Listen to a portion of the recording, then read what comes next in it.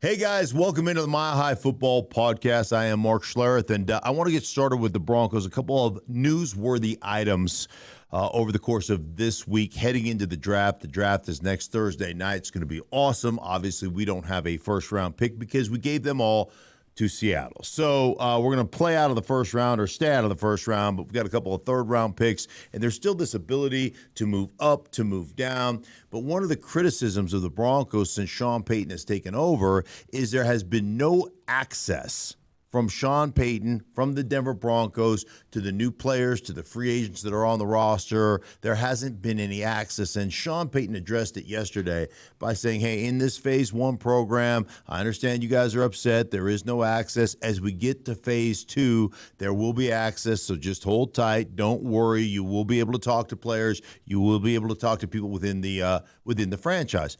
Here's the deal about Phase 1, and this is something I completely agree with Sean Payton on. The Phase 1 of the program, there's no football activities. This is about lifting. This is about running. This is about getting in shape. This is about getting back together as a football team and doing those football things that are necessary to prepare your players to get ready for the grind that is the season. And I love the fact that there's no real football activities going on because as a player, you want to go back to work. You want to get your lift in. You want to get your run in. You want to get together. You want to have that internal competition within your football team when it comes to the weight room stuff, to the lifting stuff, how hard you work, all those things.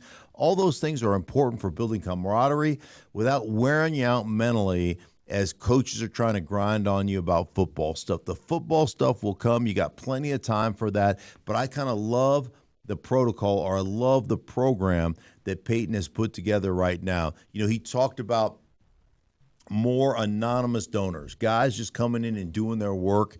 And I think you've seen that. And I think also the organization's approach is that way. Like, we're not going to be in front of the camera. We're not going to be talking to the media. We're not going to be talking to a lot of people. We're not going to be, broadcasting how hard we're working. We're just going to go out there and do it, right? We're going to do it anonymously. And I love that aspect of the Broncos. Although for us in the radio business, it's kind of boring because you'd like to talk those storylines. But I understand the process. And as a former player, the former player in me loves it. Because I don't want to talk football. I don't want to go in classroom. I don't want to do any of that stuff. I just want to get myself prepared to do that stuff. And I think that's what's going on right now. All right, so the second thing I wanted to talk about was, I don't know what to call it, golf cart gate, I guess, whatever the case may be. But Russell Wilson at Arrowhead Golf Course, and there was this story of a golf cart with Russell Wilson in it, being turned over or whatever in a sand trap. And at first it was sketchy. The details were sketchy. Was Russell driving? Was he not driving? Who he was golfing with? What was going on? Why can't he win at Arrowhead? You know, the whole 9 yards about Russell Wilson. Well, it turns out now as the story kind of gets clarified, he's out there with Justin Simmons, who was driving the cart. They were looking for Russell's ball. They backed up as they were looking for his ball. They hit past the barrier where it automatically shuts down the golf cart. So they had to back up as they were backing up, caught a wheel on the edge of the bunker and kind of slid off into the bunker. Okay, so a lot of people have said to me, well, this is really good news. He's out there with Josie Jewell, Justin Simmons, and one unidentified Broncos player. Broncos player. And so he's with his teammates, and that's a good thing. And I think that is. I think it's a good thing to be with the guys, to go out and do some golfing, to go out and do some other things that aren't all, publicity and charity work and all that kind of, just to be with the guys. I think that's a great sign. But the one warning I would give Broncos country, who looked at this as a great deal, and maybe Russell's not awkward, and maybe he's trying to connect, and maybe he's gotten the message from Sean, and maybe he is, upset about the way he played last year and all those kind of things. And I think all those things are good and legitimate. The one thing that concerns me, and this is small, but it's real, I guess, is that the group you went out with were all defensive guys.